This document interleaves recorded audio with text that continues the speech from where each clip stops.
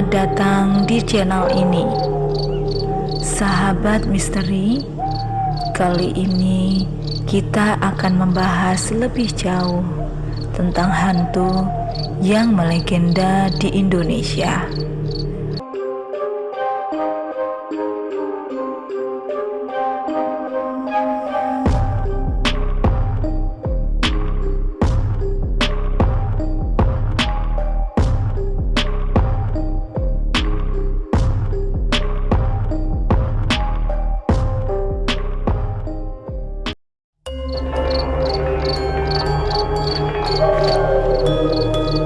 Sahabat misteri, kali ini kita akan bercerita tentang Cai Langkung.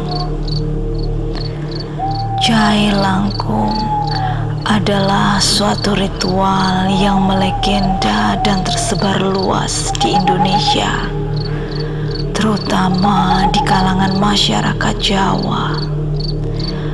Ritual Cai Langkung biasanya berkisah tentang interaksi dengan dunia gaib atau roh-roh.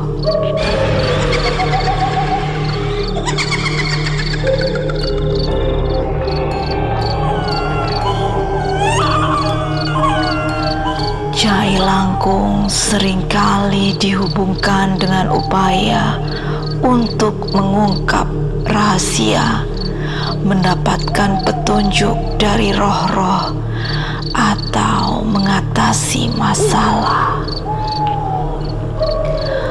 Konon katanya, ini adalah permainan supranatural tradisional Nusantara yang memiliki asal-usul luar biasa yang bersifat ritual.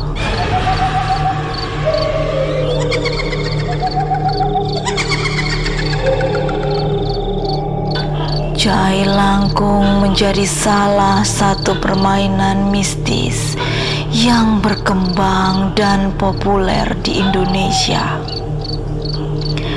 Kepopuleran Cai Langkung semakin melesat setelah boneka kayu tersebut diangkat menjadi beberapa film layar lebar.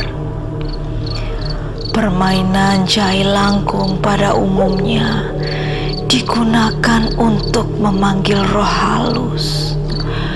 Permainan ini dilakukan menggunakan media untuk menempatkan sang makhluk halus seperti batok kelapa dengan batang kayu yang didandani sedemikian rupa seperti orang.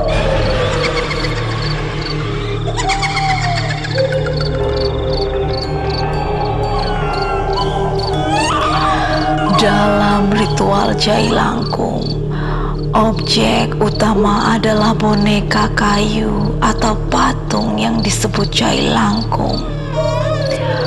Boneka ini dianggap menjadi media atau wadah yang digunakan untuk berkomunikasi dengan roh atau makhluk gaib.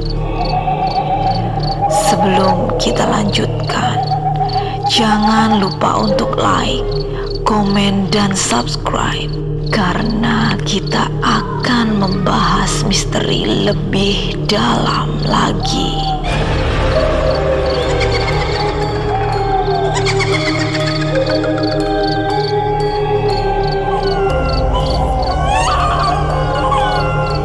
Cai Langkung sendiri biasanya dibuat dari sebuah gayung air yang umumnya terbuat dari tempurung kelapa yang didandani pakaian dan bergagang batang kayu. Untuk melaksanakan ritual Cai Langkung, biasanya diperlukan lebih dari satu peserta. Mereka duduk bersama di ruang yang gelap atau pencahayaannya yang minim. Kemudian mereka meletakkan Cai Langkung di tengah-tengah dan melakukan sejumlah ritual seperti membaca mantra atau doa serta mengucapkan ajakan kepada roh-roh atau makhluk gaib. Saat pemanggilan itu dilakukan, ada mantra yang terisi dengan irama tertentu. Jalangkung, jalangkung, datanglah ke pestaku. Datang tak dijemput, pulang tak diantar. Demikian bunyi syair yang akan mendatangkan roh tersebut. Tetapi sebenarnya bukan itu mantra ritual Jailangkung yang asli. Mantra ritual Jailangkung yang asli diucapkan dalam bahasa Jawa. Auranya lebih mistis, lebih menakutkan dan lebih gelap.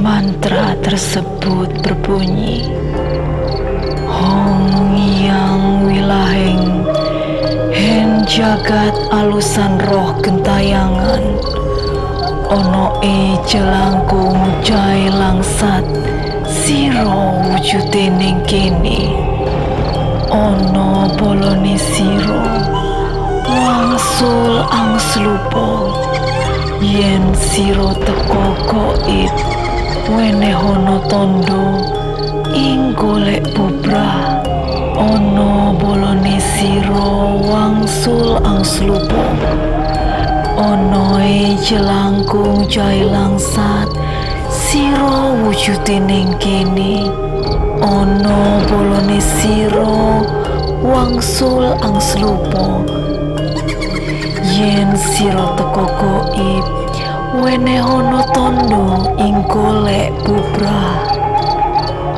Hayu enggalo teko rupundangu, hayu ingdang angslupo, golek wujud, wujud, wujud.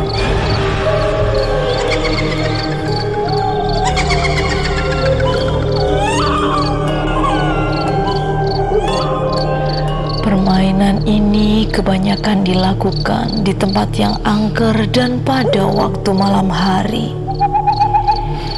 Biasanya antara jam 10 malam ke atas. Bagi mereka yang punya nyali cukup besar untuk mencoba membuat roh memasuki boneka Jailangkung, tetapi tidak memiliki pengetahuan tentang mantra, ada hal lain yang perlu dipersiapkan, yakni memerlukan tanah kuburan sebagai media pembangkit roh.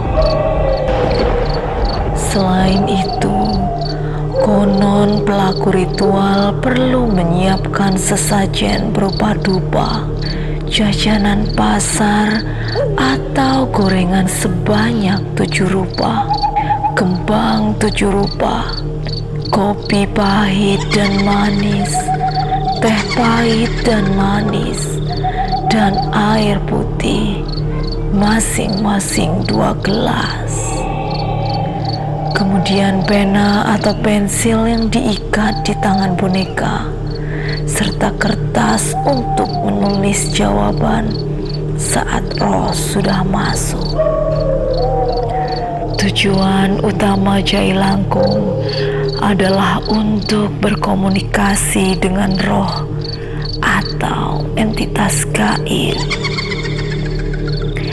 Para peserta meyakini bahwa roh akan masuk ke dalam boneka Jailangkung dan memberikan jawaban atas pertanyaan yang diajukan oleh peserta. Salah satu tanda bahwa komunikasi dengan roh berhasil adalah jika Jailangkung mulai bergerak atau memberikan respon fisik seperti bergerak-gerak atau mengangguk sebagai jawaban atas pertanyaan.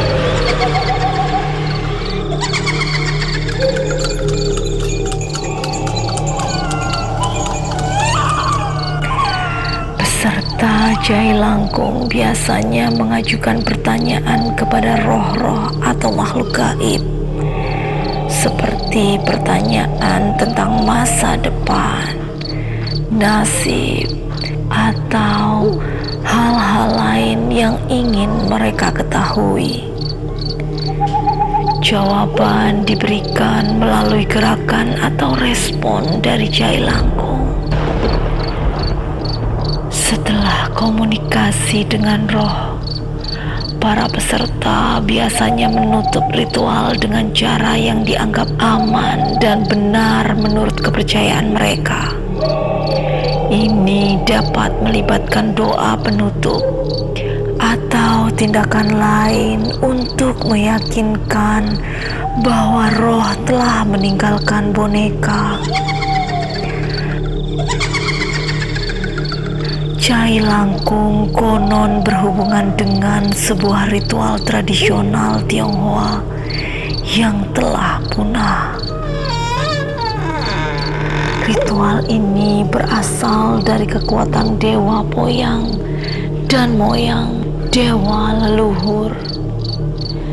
Dengan kekuatan tersebut, maka dipanggillah Jai Langkung, yaitu kakek keranjang sayur yang akhirnya menjadi Jai Langkung, dan Jai Lanse yang dipercaya sebagai dewa pelindung anak-anak.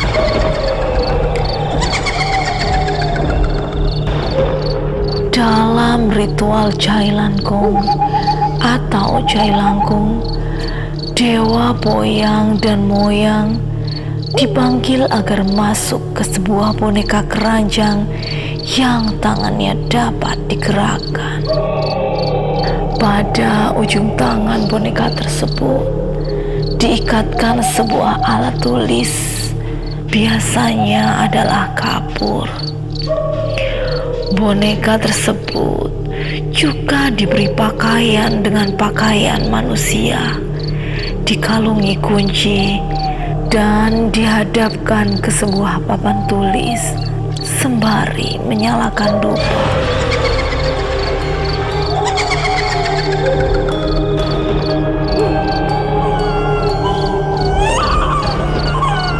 Saat boneka tersebut menjadi terasa berat, menurut mereka menjadi pertanda bahwa boneka itu telah dirasuki dewa dan bergerak mengangguk sebagai pertanda setuju setelah ditanyakan siap atau tidaknya untuk ditanyai.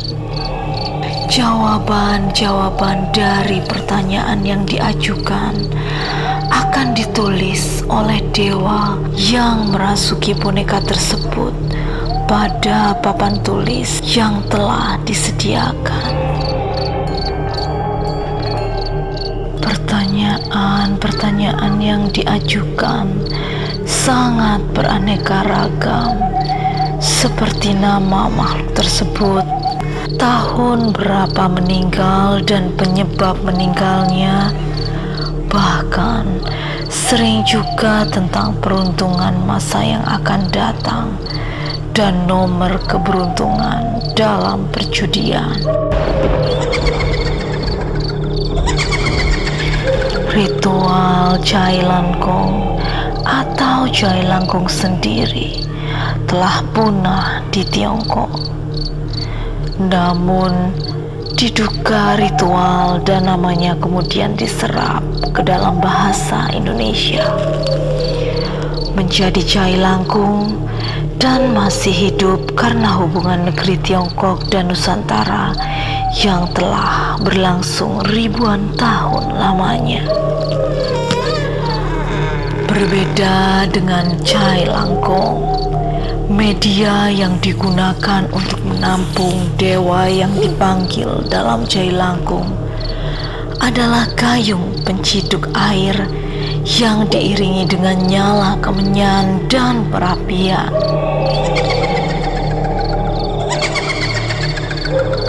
zaman dahulu, gayung terbuat dari tempurung kelapa yang digagangi kayu. Sehingga dalam perkembangannya, permainan Jailangkung di Nusantara lebih dikenal dengan ritual pemanggilan dewa lewat boneka berkepala tempurung kelapa yang didandani pakaian.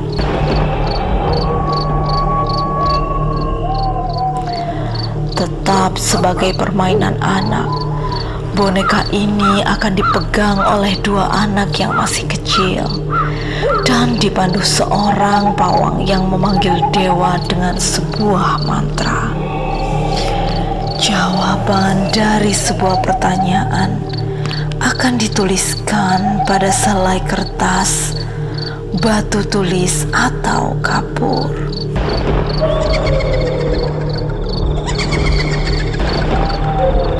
Ritual ini dalam perkembangannya di Indonesia mulai digunakan untuk hal-hal selain permainan belaka, seperti untuk mencari informasi tentang diagnosa penyakit dan pengobatannya oleh praktisi spiritual.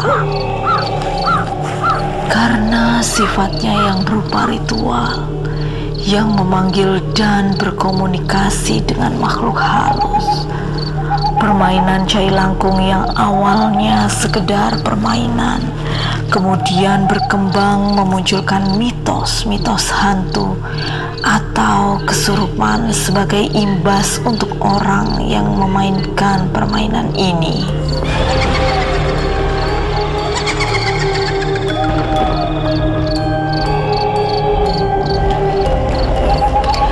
Mitos tersebut umumnya adalah bila permainan ini diakhiri tanpa melepas atau berpamitan.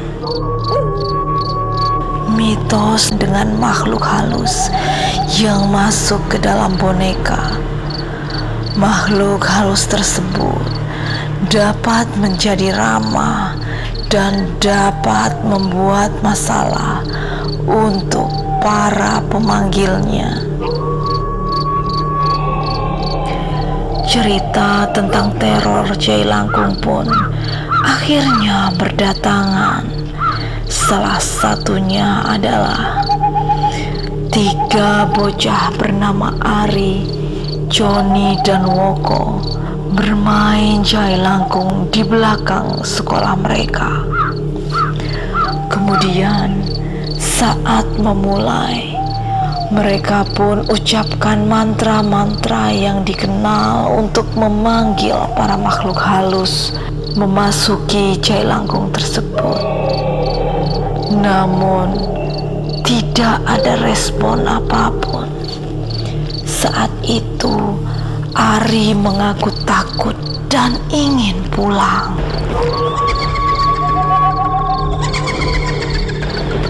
Dirinya ditahan oleh Joni dan Woko. Ari tidak peduli dan tinggalkan kedua temannya.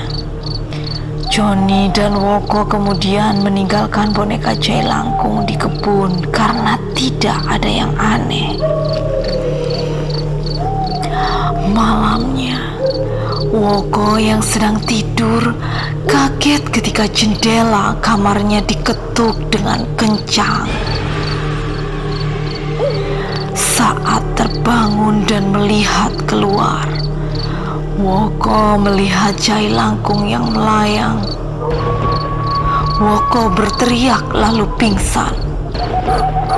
Keesokan harinya, ketiga bocah tersebut bertemu satu sama lain dan menceritakan apa yang terjadi pada mereka. Sore harinya, mereka pun kembali ke kebun untuk mencari Jailangkung.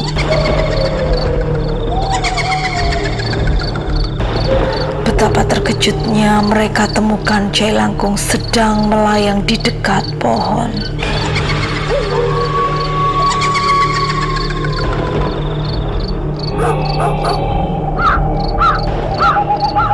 Ketiganya ketakutan dan terus berteriak dengan mantra serupa agar makhluk halus itu segera keluar dari Jailangkung. Selang beberapa menit, Jailangkung pun terjatuh dan tidak bergerak lagi. Ketiganya kemudian membakar boneka tersebut. Malamnya, Woko kembali merasa ada yang aneh di bawah ranjangnya. Saat dilihat di bawah ranjang, ada boneka Jailangkung setengah hangus keluar dan menyerangnya.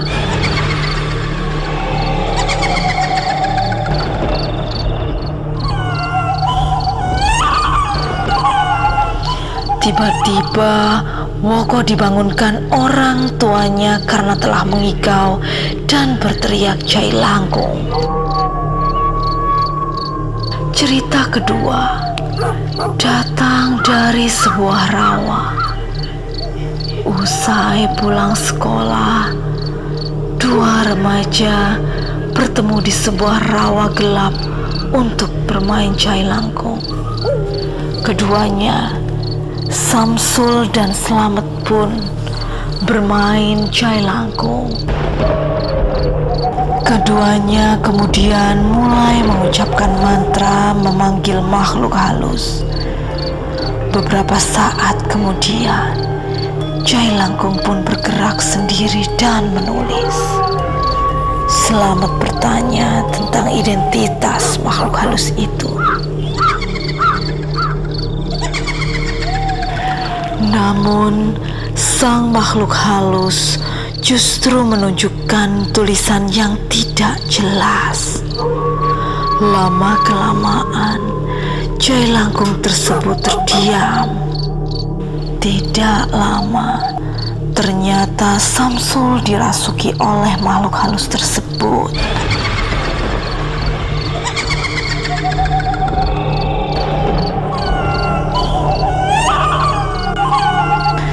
Samsul terus mengerang dan berteriak tidak karuan.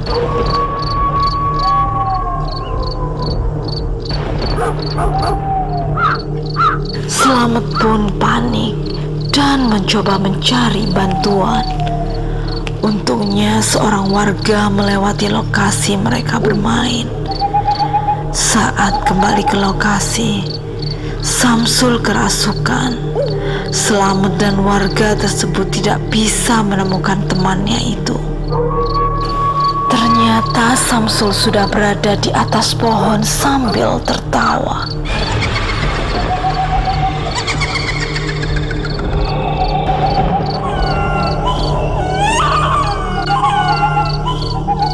Samsul berkata kalau dirinya mau dipulangkan ke kuburan yang tidak jauh dari lokasi mereka bermain. Saat dibawa ke kuburan, ternyata makhluk halus tersebut adalah seorang wanita. Samsul berhenti tepat di atas nisan seorang wanita yang telah meninggal 7 hari yang lalu.